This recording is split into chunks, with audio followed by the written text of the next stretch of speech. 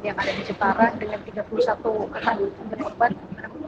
Ya, kita turut prihatin dengan musibah kekerasan seksual yang terjadi di Jepara. Apalagi pelaku ini kan seorang disebut anak juga bukan ya, tapi masih usia muda, 21 tahun. Kemudian korbannya juga tersebar di beberapa kota, yang artinya kalau mengikuti undang-undang perlindungan anak, maka dia boleh disebut bukan anak lagi. Otomatis penerapan terhadap undang-undang PPKS terhadap kekerasan seksual yang dia lakukan kepada para korban harus mendapatkan jeratan hukuman yang sebesar-besarnya.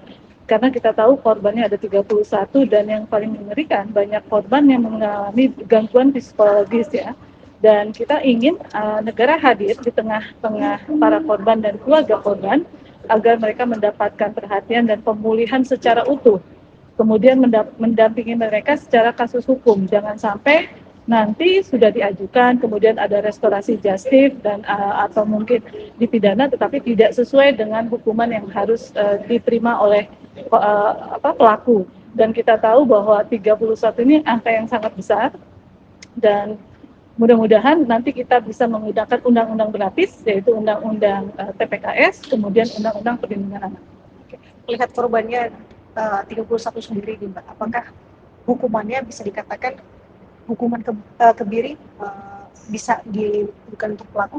Ya, kalau yang menggunakan undang-undang perlindungan anak kita bisa melakukan kebiri, tetapi juga kita bisa menggunakan hukuman seumur hidup, karena memang kalau kita mengetahui kalau seumur hidup dengan anak yang masih dengan pelaku yang masih berusia 21 tahun, mungkin dia masih punya masa depan yang bisa diperbaiki. Dan yang harus dipastikan kalau kita akan menggunakan hukuman kebiri, maka kita juga harus melakukan pendampingan pemulihan untuk pelaku.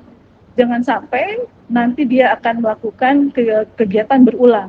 Namanya kebiri kan kita nggak tahu apakah efektif apa tidak. Jangan sampai dia melakukan justru di tempat-tempat yang mohon maaf, saat dia di penjara, kemudian dia melakukan dengan orang lain dan segala macam, yang artinya nanti akan terjadi semacam predator yang tidak pernah selesai.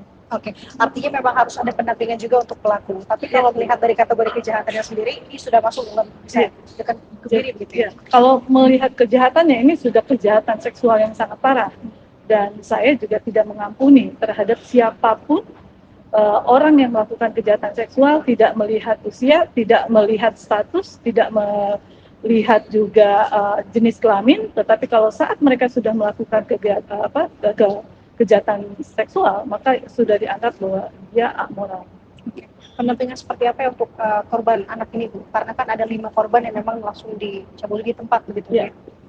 Yang harus dilakukan hari ini adalah kita melakukan pendampingan psikososial kepada para korban, juga kepada keluarga korban. Di luar kita menutup status korban tadi, karena kita berharap setelah pemulihan nanti mereka tetap bisa berkumpul kembali atau bisa bergaul dengan masyarakat di sekitarnya. Dan yang paling pasti kami berharap di luar itu kita mengharapkan ada yang namanya ganti rugi. Artinya pada saat nanti LPSK akan menghitung pada saat pemutusan di pengadilan, maka dia harus menggantikan terhadap apa yang menjadi kerugian mental dan biaya dari para korban yang jumlahnya 31 orang. Dan kalaupun tidak, maka negara harus mengganti rugi. Kalau ternyata ini pelaku kan masih anak kecil, tapi kan dia punya keluarga, maka dia juga keluarganya harus bertanggung jawab terhadap apa yang dilakukan oleh pelaku. Tapi kalau ternyata keluarga pelaku tidak sanggup untuk menggantikan restitusi yang harus dibayarkan kepada para korban, maka negara harus menanggung dan mengganti kepada para korban dan keluarga korban. Siap. Terima kasih, Mas.